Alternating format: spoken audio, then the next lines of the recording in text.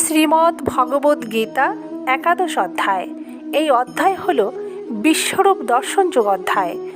ভগবানের আশ্চর্য বিশ্বরূপ দর্শনকালে অর্জুন বিরাট রূপ দেহের মাত্র একটি স্থানেতে সমস্ত জগৎ, দেবলোক, 84 লক্ষ যোনিসহ চর অচর সকল প্রাণী, স্থাবর জঙ্গম, সমুদ্র, আকাশ, 14 ভুবন প্রভৃতি নানান ভাগে বিভক্ত রূপে অবলোকন করলেন। দিব্য চক্ষুর সাহায্যে অর্জুন ভগবানের দিব্য দেহের যে স্থানেই দৃষ্টিপাত করেন সেখানেই অনন্ত ব্রহ্মাণ্ডকে বিভক্ত রূপে দর্শন করেন।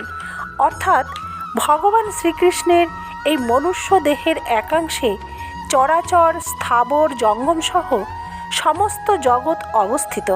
সেই জগৎও নানা ব্রহ্মাণ্ডের রূপে, নানা দেবলোকের রূপে, নানা ব্যক্তি ও পদার্থের রূপে বিভক্ত ও বিস্তৃত।